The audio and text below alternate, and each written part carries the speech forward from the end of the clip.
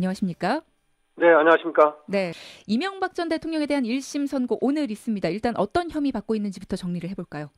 네, 혐의는 16개가 되는데요. 예, 그중에서 중요한 것은 횡령 혐의입니다. 네, 그것을 이제 특경법상 횡령이라고 얘기하는데 금액이 많기 때문에요. 네, 네, 349억을 횡령했다는 것이고요. 네, 다스로부터요. 네, 그다음에 뇌물 혐의입니다. 이 뇌물은 이제 삼성 소송비 대납이라고 하는 거 있죠. 네, 그것이 68억 정도 되고 그거 외에도 이팔성 그때 우리금융지주 회장이라든지 등등으로부터 약 111억 원을 받았다는 것이고요. 네.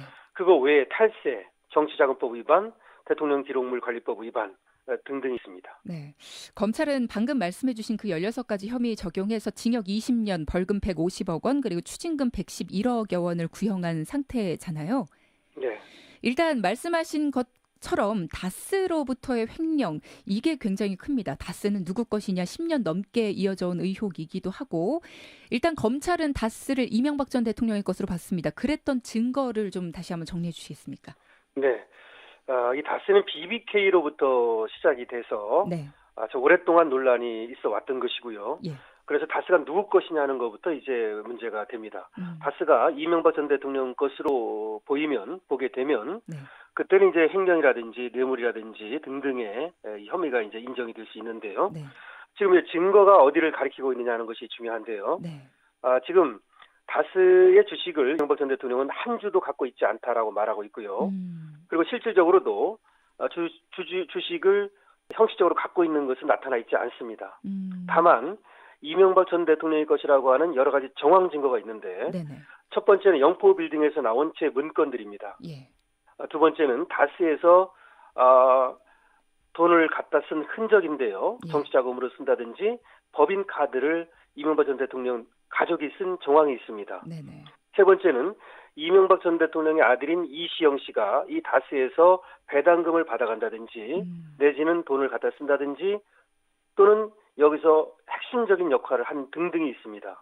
그다음에 네 번째로는 이 다스의 사장이라든지 전 경리라든지 관계자들이 모두 다스는 이명박 전 대통령의 것이라고 진술하고 있다는 것입니다. 네. 특히 이병모 전 청계재단 사무국장이라고 해서 다스를 관리하고 또 이명박 전 대통령의 재산 관리를 해준 이 사람도 또 그렇게 얘기를 하고 있고요. 네네. 그래서 여러 가지 정황 증거들이 다스가 이명박 전 대통령의 것이다 이렇게 가리키고 있습니다. 네.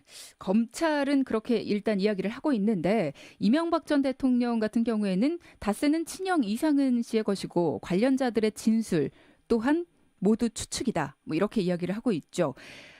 재판부가 어떻게 인정을 하느냐 이게 이제 큰 관건이 될 텐데 만약에 다스 관련된 혐의 이 7가지가 만약에 맞다라고 된다면 형량은 어떻게 되나요?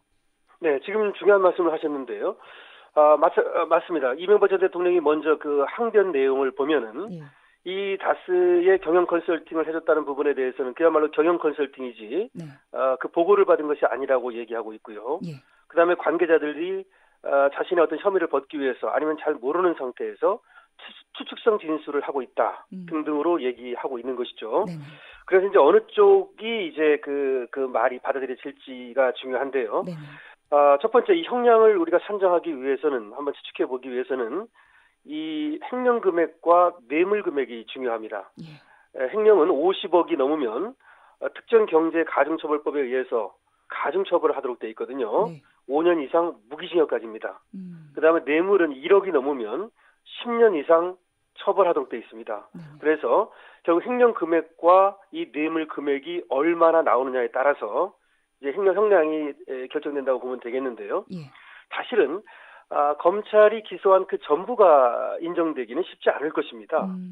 그래서 그 중에서 절반 정도 인정이 된다고 할 때 12년에서 한 15년 정도가 예상이 됩니다.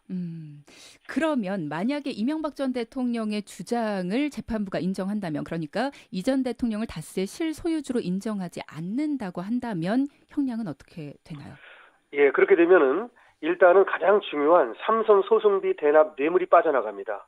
그다음에 횡령이 거의 모두 빠져나갈 가능성이 있습니다. 네. 이렇게 되면 문제는 이제 이팔성 우리금융지주 회장이라든지 다른 사람들로 받았다는 뇌물이 있거든요. 예. 그다음에 국정원 특활비가 있고요. 네. 근데 특활비는 사실은 뇌물로 인정되기 어렵습니다. 음. 그리고 282 비방록의 그 증거 가치인데요. 이런 것들이 어떻게 될지 모르겠습니다만은 만약에 다스가 지금 7가지 혐의가 다스와 관련돼 있기 때문에 네. 이명박 전 대통령의 것이 아니라고 판명이 난다면 다른 것들이 좀 인정된다 하더라도 그 형량은 10년 이하로 내려가서 상당 부분 줄게 될 겁니다. 그렇군요. 일단 이팔성 전 우리금융지주 회장과 그 밖에 뭐 다른 다양한 굵직한 뇌물수수 혐의가 꽤 여러 건 있지만 10년 이하 정도일 것이다. 네, 그리고 그렇습니다. 변호사님 말씀하신 것 중에서 국가정보원으로부터 받은 특수활동비 7억 원 이거는 인정이 되기 어렵다라는 말씀하셨는데 이유가 뭘까요? 이미 김백준 전 청와대 총무기획관이 1심에서 무죄를 이 부분과 관련해서 선고받았습니다. 예. 그리고 특수활동비는 대가성이 있어야 하고요. 네. 그다음에 또 하나는 이 특수활동비가 과연 이명박 전 대통령의 지시나 또 사후 보고 이런 것들이 있었는지가 분명하지 않습니다. 먼저 김백준이 무죄를 받았다는 부분과 네네. 또 배달 가능성이 대두되고 있는 배달 사고 가능성이 대두되고 있는 부분도 있거든요. 예.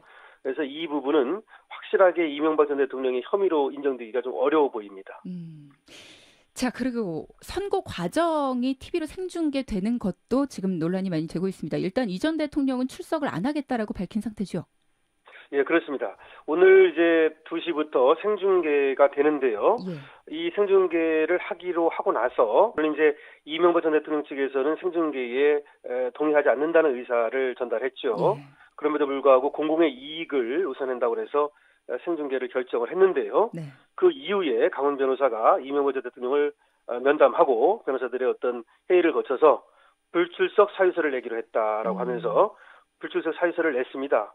그래서 이제 건강 문제, 그다음에 국격이 훼손된다는 뭐 그런 문제 등등을 얘기하면서 출석하지 않겠다고 지금 얘기하는 상태입니다. 네.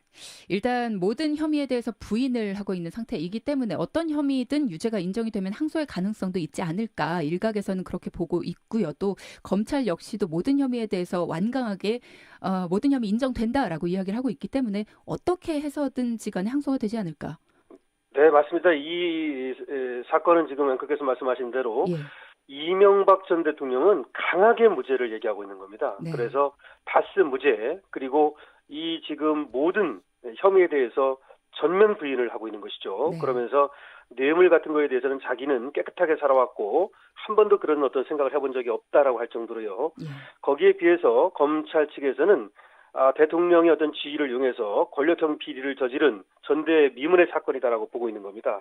그렇기 때문에 어떻게 결정이 나든 즉 전부 승소, 전부 이기지 않는 한 항소가 있을 것으로 보고요. 네. 이명박 전 대통령이 오늘 이 선고에 나오지 않는 것과 상관없이 항소는 할 것으로 봅니다. 자, 그리고 그 외에 신동빈 롯데그룹 회장에 대한 2심 선고도 있죠. 그리고 또 구속기간 만료로 석방된 김기춘 전 비서실장과 조윤선 장관에 대한 법원의 선고도 있습니다. 이거 결과는 어떻게 예측을 하시나요? 네, 오늘 사실은 여러 가지 재판이 있습니다. 예. 지금 얘기한 대로 신동빈 롯데 회장이 과연 집행유예로 풀려날 수 있을 것인지 이것이 아주 주목이 되고 있는데요. 네. 신 회장 같은 경우는 결국은 그 70억 K스포츠 재단에 주었다는 돈 있지 않습니까? 네네. 이 부분이 이제 중요한 것인데요. 네. 사실은 이 부분과 관련해서 박근혜 전 대통령과 최순실 씨가 유죄를 인정받았기 때문에 이 뇌물죄는 좀 불리합니다. 하지만 사실은 신동빈 전 회장에 대해서는 노조에서라든지 네. 롯데 노조라든지요. 상당히 탄원을 하는 어떤 그런 기류도 있고요. 예. 그다음에 사실은 이것이 강요형 뇌물이 아니냐, 설사 뇌물이라 하더라도 과연 피해자성이 강한데 그렇게 다른 뇌물죄와 똑같이 볼 수 있느냐는 측면이 제기되고 있습니다. 그래서 집행유예 가능성이 좀 저는 있다고 조심스럽게 예측합니다. 네네. 그리고 조윤선 전 장관과 김기춘 전 실장이 또 오늘 재판을 받게 되는데요. 네. 오늘은 이제 화이트리스트입니다. 네. 그러니까 보수단체를 특별히 전경련을 이용해가지고 지원해줬다는 혐의거든요. 예. 지금 조윤선 전 장관 같은 경우는 오늘 만약에 다시 유죄가 인정돼서 실형이 나오면 12일 만에 다시 구치소로 돌아가야 되는데요. 그렇죠. 김기춘 전 실장도 마찬가지로 지금 구속기간 만료로 풀려나 있습니다만은 네네. 저번에 블랙리스트 말이죠. 근데 이번에 결과에 따라서 다시 또 수감되는 그런 운명이 될지도 몰라서 아주 중요한 재판들입니다. 네. 오늘 재판 결과에 따라서 특히나 이명박 전 대통령에 대한 1심 판결 내려지고 나서 저희가 또 연결해서 자세한 내용들 들어보도록 하겠습니다. 오늘 감사합니다. 네, 고맙습니다. 네, 강신업 변호사와 함께 했습니다.